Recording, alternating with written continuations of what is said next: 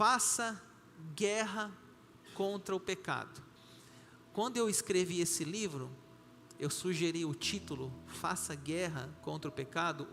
O editor do livro, lá de São Paulo, ele falou assim: pastor, você não acha que esse título é muito pesado? Guerra, nós estamos aí numa guerra de Israel, você não acha muito pesado? Eu falei: não, é esse título mesmo, é a guerra, porque é uma guerra que a gente está vivendo contra o pecado, diariamente, né? Guerra é falta de alimento muitas vezes, guerra é privação, guerra é sofrimento. Então a ideia da guerra é porque não são dias fáceis na nossa campanha, são dias difíceis, de batalha, de guerra contra o pecado. E nós vamos, semana passada, nós falamos de 7, imoralidade sexual, furtos, homicídio, adultério, malícia, dolo, lascívia. E hoje nós vamos falar, a semana 2, mais 7 pecados que estão registrados na Bíblia.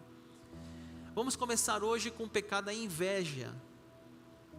Jesus, lá no texto de Marcos, ele falou inveja, Marcos 7, 21 e 22, mas nós vamos focar aqui no Gálatas 5, 26. Não nos deixamos possuir de vanglória, provocando uns aos outros, tendo inveja uns dos outros. Eu estou trazendo um versículo adicional, além de Marcos, um versículo adicional para a nossa reflexão. Então, o que é inveja? Jesus falou sobre a inveja que nasce do coração humano. Inveja é a tristeza pela felicidade do outro. Então, a pessoa está feliz porque ela comprou um carro, porque ela comprou uma casa, porque ela postou no Instagram que ela está numa viagem, e nós que estamos do outro lado sentimos o quê? Uma tristeza. Por que a tristeza? Porque nós invejamos aquele lugar. Isso é inveja, é uma tristeza pela felicidade do outro. Em vez de assim, você se alegrar, falar: nossa, que bom, a pessoa trocou de carro. Não, você sente inveja dizendo: por que ele trocou e eu não troquei? Por que não poderia ser eu? Porque a pessoa está com carro zero, eu estou com esse carro aqui todo lascado. Isso é inveja, é a tristeza pela felicidade do outro. E até fiz uma definição: o ciúme é querer manter o que se tem, a cobiça é desejar aquilo que não lhe pertence, como a mulher do outro, né? Adultério, a cobiça. E a inveja é não querer que o outro tenha, né? Eu vou repetir: ciúme é querer manter o que se tem. Tá, eu tenho ciúme do meu filho, do meu marido, da minha mulher. Ciúme é querer manter.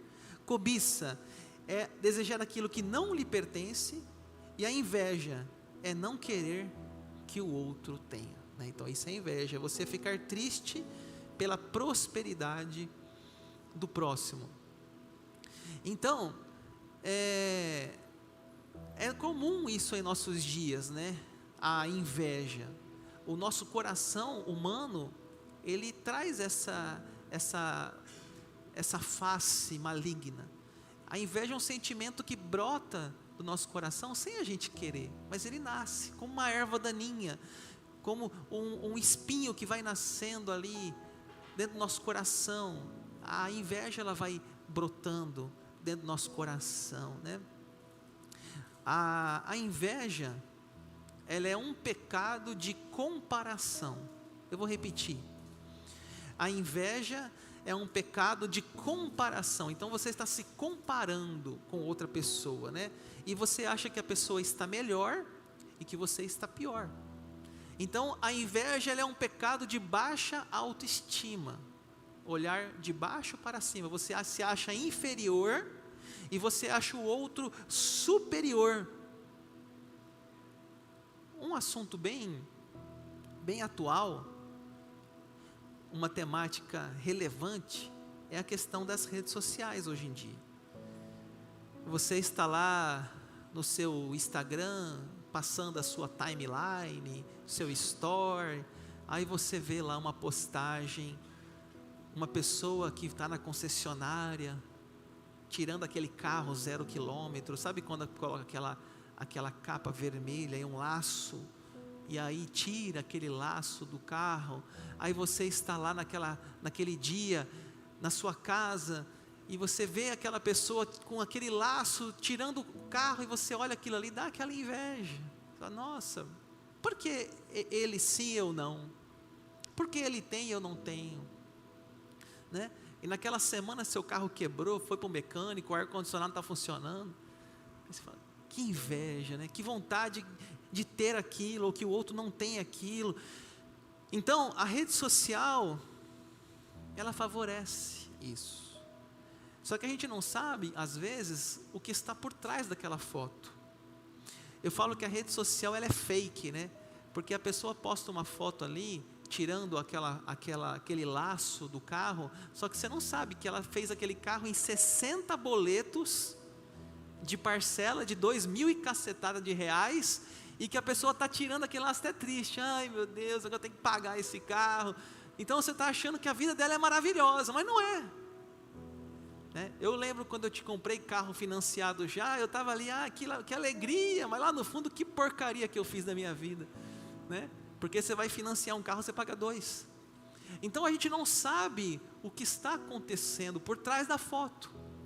Aquela família lá no Nordeste, aí vai tirar uma foto, ô moleque, cala a boca aí, sorri para a foto, chorando, aquela desespero toda, confusão, não, dá um sorriso aí, sorri, tirou a foto, aí você está lá na sua casa, você olha aquela foto, olha que família feliz, o povo está tudo brigando lá, gente, confusão danada, ninguém aguenta mais, tem que ir embora para casa, já o sol já está, todo mundo suando, aquele calor. A rede social, ela promove uma sensação de alegria, de felicidade completa. A gente não sabe se aquilo que está, aquele sorriso social, né? Se aquilo que está acontecendo ali mesmo, né? Então, toma muito cuidado com o que a gente consome e o que o nosso coração gera na rede social. Tem um exemplo na Bíblia, relatado no livro de Gênesis, do José. Diz que o pai dele deu uma capa, uma túnica, até uma foto ali, mostrando assim uma túnica, uma roupa, uma túnica talar, e ali os irmãos, quando veem aquela túnica, gera um ressentimento, por que deu para ele, não deu para mim? Gera uma inveja, e os irmãos, diz a Bíblia, que pensaram em matar José. Não mataram porque um deles, em última hora, livrou, mas era para matar. Então você veja que a inveja não é algo novo, isso está no coração humano, desde do livro de Gênesis, né? E nós temos que cuidar do nosso coração, para que não deixar crescer esses espinhos, que Jesus falou que nasce do coração humano. O segundo pecado da noite, blasfêmia, também está no texto lá de Marcos 7, mas vamos pegar um texto adicional. Mas aquele que blasfemar contra o Espírito Santo, nunca terá perdão, visto que é réu de pecado eterno. Então o que é blasfêmia, né? Blasfêmia é você, ali fala, discurso contra a majestade divina, né? Discurso contra a majestade divina, né? Blasfêmia é falar mal de Deus ou das coisas de Deus, né? Olha, nós vivemos uma cultura de, você pode falar o que você quiser, liberdade de expressão, mas às vezes a liberdade de expressão fere princípios, valores. Então, o que é blasfêmia? Vamos tentar dar uns exemplos aqui práticos. Um ladrão pula um muro de uma casa, entra na casa, rouba um item. Aí quando ele está indo embora, chega a polícia, ele pula o muro, toma um choque na cerca elétrica, o pitbull quase pega ele, aquela confusão. Aí quando ele consegue chegar no matagal, ele fala assim, graças a Deus eu estou bem. Graças a Deus. Graças a Deus. que é blasfêmia? É usar o nome de Deus em vão, né?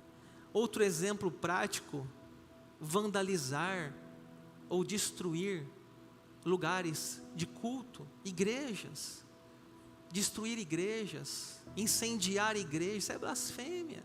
Um lugar de culto.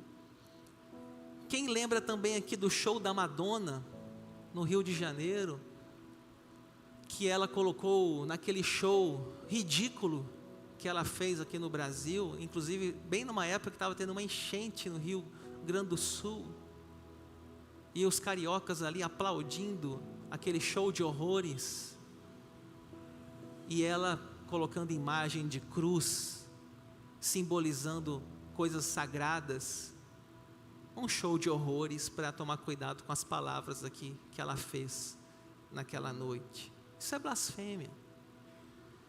Manifestações culturais, peças de teatro, exposição de arte, muitas vezes blasfemam contra figuras ou símbolos religiosos. Interessante que quando na França fazem alguma exposição de arte contra Maomé, rapidamente os radicais muçulmanos, xiitas lá, eles fazem um atentado, eles jogam uma bomba, e o povo fica pianinho, não fazem nada contra Maomé. Mas parece que com o cristianismo, como nós somos o povo do amor, da paz, do perdão, a gente não vai usar nenhuma violência, eles usam, menosprezam as figuras da fé do cristão. Quem não se lembra nas Olimpíadas, aquela abertura das Olimpíadas, a ceia lá feita na abertura com LGBTQI+, para que isso? Qual a necessidade de usar figuras de fé cristã como a ceia de Cristo? Então, blasfêmia é mostrar desprezo por Deus ou pelas coisas de Deus. Isso é blasfêmia, isso é um pecado na Bíblia, e a gente não deve fazer essas coisas. Terceiro pecado da noite: soberba. Mais um texto adicional: antes da ruína vem a soberba, e o espírito orgulhoso precede a queda. Então o que é soberba? Pessoa orgulhosa, pessoa arrogante, pessoa que acha que ela é melhor que as outras pessoas, menospreza outras pessoas, a sua opinião sempre é a correta, a dos outros está errada. Isso é soberba, isso é orgulho, isso é vaidade. E o texto é muito claro: antes da ruína vem a soberba, e o espírito orgulhoso precede a queda. Então, vamos tomar cuidado, irmãos, com esse pecado dentro do coração nosso, porque às vezes a gente é uma pessoa soberba. Às vezes a gente acha que estamos sempre com a razão, nunca queremos perder uma discussão, não aceitamos ouvir opiniões contrárias à nossa. Alguém já disse que nós temos 2 ouvidos e uma boca, então nós temos que ouvir também, não só falar. Às vezes ouvir até mais do que falar. Ouvir conselhos é bíblico, a Bíblia fala: na multidão de conselhos há sabedoria. Mas o orgulhoso, o arrogante, ele quer vencer as discussões, a sua opinião é a única correta, ela quer impor o seu ponto de vista. Isso é vaidade, é orgulho, é soberba, é pecado. Isso afeta o casamento, isso afeta a relação com os filhos, isso afeta a relação na célula, isso afeta a relação no trabalho, na igreja. Por quê? Porque ela é convivência, o ser humano convive, e a convivência tem que ser respeitosa, pacífica, democrática. A convivência tem que saber falar e saber ouvir, saber que você às vezes acertou, às vezes você errou. Isso é humildade. A humildade é a maior virtude de um ser humano. Temos exemplo do comandante Naamã. Naamã está registrada a sua história na Bíblia Sagrada, Antigo Testamento, que ele era um homem respeitado, honrado, e ele estava com uma doença, lepra. E a serva, uma serva dele, uma jovem serva que trabalhava na casa dele, disse que ela conhecia um profeta, Eliseu, que esse profeta poderia curá-lo. E ele vai até o profeta Eliseu, e Eliseu fez um pedido para ele, falou assim: você precisa mergulhar 7 vezes no Rio Jordão. Esse homem ficou irritado com esse pedido, disse: como assim eu, comandante, cheio de medalhas, aquela roupa fardada, como eu vou mergulhar nesse rio sujo? Lá na minha terra tem tantos rios. Aí os funcionários dele falou: ô comandante, se ele tivesse pedido para você algo difícil, você não faria? Agora ele pediu para você fazer um mergulho, por que você não faz? E ele fez, se despiu das suas medalhas, se despiu das suas vestes de um comandante, e se banhou no rio 7 vezes, e foi curado daquele problema que na época era muito grave, tá? Hoje lepra não é um problema grave, há tratamento, mas naquela época era um problema gravíssimo, lepra, não tinha tratamento, e era contagioso ainda. Então esse homem foi curado daquele mal. Um exemplo que ele precisou de humildade, ele precisou tirar as medalhas, ele precisou se despir dos seus troféus e mergulhar num rio que ele considerava tão sujo, e fazer uma coisa tão simples para receber a sua cura. Às vezes nós orgulhosos, às vezes você ou eu que somos pessoas orgulhosas, temos que limpar o coração dessa vaidade, desse orgulho, dessa arrogância, pedir que Deus nos dê um coração humilde, disposto a ouvir a opinião de outras pessoas em nossa vida. O quarto pecado, loucura. Eu peguei o texto de Marcos, nosso texto base, porque de dentro do coração das pessoas é que procedem os maus pensamentos e a loucura. O que é loucura? Insensatez, atitude tola, atitude imprudente. Um jovem pega um veículo, às vezes nem carteira de habilitação não tem, e sai pisando no seu acelerador, no máximo dizendo: eu vou zerar aqui esse... vai lá no 200, é uma atitude tola, é uma atitude louca, porque numa hora que ele está numa via dessa, precisa frear, não dá tempo. Passa um animal na pista, uma pessoa atravessa, como que para? Um carro a 200 km por hora. Atitude tola, atitude insensata. E veja que aqui não se refere a transtornos mentais da pessoa louca, não é sobre isso, é da insensatez, é da falta de sabedoria, é ir contra a vontade de Deus, é agir na força do seu braço. Tem o exemplo do rei Salomão, que um dia em sonho, visitado por Deus, depois da morte do seu pai, Deus falou que ele podia pedir o que quisesse. Ele podia pedir dinheiro, fama, riquezas, poder, mas ele pediu sabedoria. Grande escolha, porque a sabedoria é o que nós precisamos, meus irmãos. Sabedoria, todo dia, eu digo que todo dia nós fazemos escolhas. Escolhas simples: que hora acordar, que hora dormir, o que comer, o que você vai tomar no café da manhã, o que você vai almoçar, como você vai viver aquele dia, coisas simples, mas também decisões complexas, problemas de relacionamento, problemas com o funcionário, problemas com a família, e nós vamos tendo todo dia tomar tantas decisões. O que nós precisamos? De sabedoria. E a sabedoria, Provérbios fala muito de sabedoria, e Provérbios fala assim: o princípio da sabedoria é o temor do Senhor.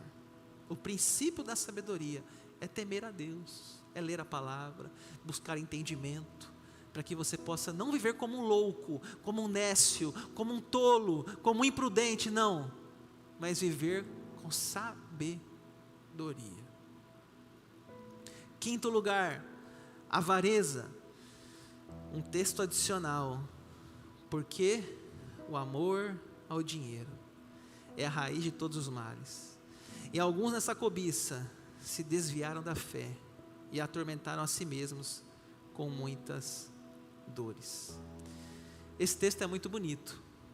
Não é o dinheiro, o amor ao dinheiro é a raiz de todos os males. Tem um exemplo que eu gosto de trazer no assunto avareza, é o tio Patinhas. Talvez alguns aqui nunca ouviram falar, mas ele é bem popular nos gibis. Esse tio Patinhas é o grande exemplo de um avarento. Ele literalmente nada em dinheiro, mas os sobrinhos dele, que está lá na tela, ele não dá um centavo para os sobrinhos dele. Isso é um personagem fictício, mas fala muito da vida real.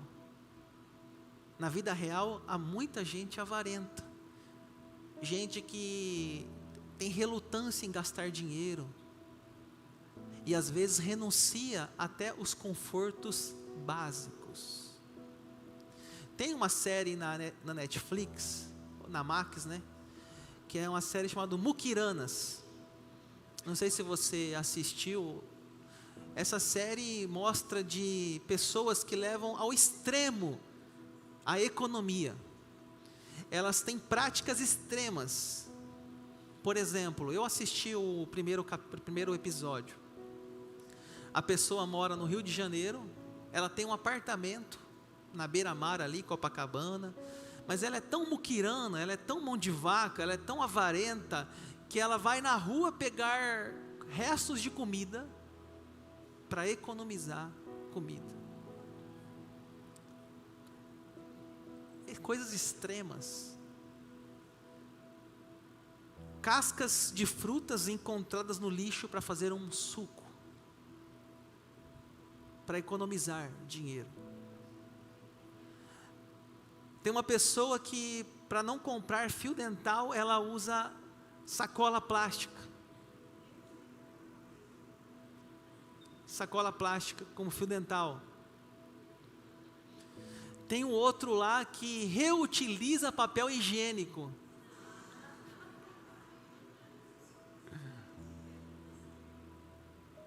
Então, eu vi outro lá que ele comprava uma toalha, a toalha é bem grande, ele cortava em 4 pedaços a toalha para que dure mais. Então ele vai primeiro usar uma toalha, depois usar a segunda parte, depois que desgastar vai para a terceira e depois vai para a quarta. Então, é uma série assim que mostra estratégias extremas de economia, adotadas por alguns brasileiros. E você vê, na realidade, é uma doença isso aí. Isso é doença, né? Uma doença, porque a pessoa se privar de confortos básicos para viver uma vida tão avarenta, né? Temos na Bíblia o exemplo de Judas Iscariotes. Judas, ele era o tesoureiro, né, de Jesus. Ele era um homem de confiança, mas ele deixou o coração dele se apegar, e ele vendeu Jesus por dinheiro. Ele entregou Jesus. E é triste, né, porque eu nunca vi ninguém colocar nome de filho de Judas. Ficou um nome marcado como negativo. Eu acho que uma vez que eu vi Judas Iscariotes, era um pitbull de um amigo meu, que era Judas Iscariotes. Mas eu nunca vi nome de filho Judas Iscariotes. Nem Judas quase não tem. Então ficou um nome assim marcado na história como uma pessoa ruim, negativa. Ele era um discípulo de Cristo. Ele foi escolhido por Cristo. Então, pessoal, deixa eu dizer uma coisa para vocês aqui, peraí. Esse versículo aqui, ó, eu vou até voltar. Ele é muito forte, o versículo, porque o versículo não fala que o dinheiro é o problema, mas ele fala que é o amor ao dinheiro. O texto é muito claro, porque o amor ao dinheiro é a raiz. Olha que fala, é a raiz, ou seja, tudo está ali, todos os problemas. E o texto continua, e alguns nessa cobiça se desviaram da fé. e atormentaram a si mesmo com muitas dores. Então a pessoa avarenta, ela faz o dinheiro um Deus, e ela vira um apego com aquele dinheiro, aquilo ali é o próprio ídolo dela, e ela se desvia da fé. Por que se desvia? Primeiro porque ela não vai na igreja, porque tem que dar o dízimo, ela já não vai na igreja mesmo. Dízimo, não vou dar. Se ela não consegue nem com coisas básicas, ela não vai dar o dízimo. Então a igreja nem pensar, já se desvia da fé. E depois, ele se atormenta a si mesmo, e não só ele, né? Ele gera um problema, às vezes até familiar. Atormentaram a si mesmos, com muitas dores. Então, essa é uma coisa que eu acho que, como a blasfêmia, talvez é um pecado assim mais distante, mas a avareza, ela já está perto do nosso coração, né? A inveja, parece ter alguns pecados na minha visão, que eles nos rodeiam mais, e outros parece que estão um pouco mais distantes do dia a dia. Mas a inveja, a avareza, isso aí a gente tem que estar sempre nos policiando, porque senão a gente vira essa pessoa que a gente não gostaria de ser, um avarento, né? Vamos lá, para a gente ir para o final. Sexto, injustiça. Porque eu, Senhor, amo a justiça e odeio a iniquidade do roubo. Então, pessoal, o que é a injustiça? Violação da lei. Eu já vou encerrar, mas só esses dois tópicos. Violação da lei. Isso aí, pessoal, você às vezes assiste no Fantástico, você vê na Record, denúncias de juízes que foram descobertos que eles estavam recebendo propina, que estavam recebendo dinheiro para facilitar ou favorecer determinada situação. Mas o juiz, o que ele tem que ser? O juiz tem que ser neutro, é um juiz. O símbolo do direito é o quê? É uma pessoa com os olhos vendados, porque ele não pode pesar aos olhos a balança tem que ser correta, não pode haver favorecimento. Na Bíblia, quando a gente lê especialmente ali os profetas, tanto os profetas menores, especialmente os profetas menores, você vai ver a denúncia da corrupção. Miqueias, Amós, eles denunciam que os tribunais na época estavam corrompidos. E também você vê lá em Zacarias e outros textos dos profetas, que eles estavam negligenciando os órfãos, as viúvas, os vulneráveis. Justiça tem que ser correto, a justiça tem que ser sem favorecimento. Mas às vezes, não, porque ele é filho do ciclano, porque ele é um cara famoso, aí ele não vai ser preso. Mas o pobre coitado que não tem um pai, às vezes não tem uma mãe, é preso. E às vezes a gravidade do crime desse poderoso até maior. Isso é injustiça social, isso é balança enganosa, Deus abomina. Porque um cometeu determinada coisa e está livre, e outro cometeu outra, até menor, está preso. Que injustiça que é essa? Ou a injustiça dominando, porque aquele tem dinheiro, tem favorecimento. Deus odeia a injustiça. Deus é pai de todos. Deus é pai dos ricos, dos pobres, dos brancos, dos negros, homens e mulheres, de todos. Não é porque favorecer a um grupo ou outro grupo. Justiça é justiça, e está tomado em todos os governos. Tem uma música que nós cantamos aqui, chama Ruja o Leão, e ela diz assim: sobre o trono de justiça eternamente haverá um rei, ele voltará para governar as nações em amor. Que ruja o leão e que a terra estremeça diante da majestade de Jesus. E a última parte lá fala: o descendente de Davi, o homem mais notável, ele ama a justiça, odeia a iniquidade. O descendente de Davi, quem é? Jesus Cristo. O homem mais notável, ele ama a justiça, odeia a iniquidade. Esse é um clamor dos profetas. E a gente tem que saber disso. Deus odeia a injustiça, a iniquidade. E por último, para a gente encerrar, a maldade. A lista de Paulo, Romanos 1:29, estão cheios de toda injustiça, perversidade, avareza e maldade. Um exemplo da maldade é a cidade de Sodoma e Gomorra na Bíblia. Aquela cidade diz que em Gênesis 19, Deus mandou lá uma visita dos anjos naquela cidade. E a cidade estava cheia de maldade. E Deus fez chover enxofre e fogo, destruindo aquela cidade. E Ló tinha que sair de lá. A mulher de Ló diz que olhou para trás, virou uma estátua de sal. Por que ela olhou para trás? Saudade, apego, maldade. Deus destruiu aquela cidade. Então, gente, nós possamos olhar para o nosso coração. São tantas áreas. Eu falei aqui sobre 7. Vamos falar as 7? Inveja, blasfêmia, soberba, loucura, avareza, injustiça e maldade.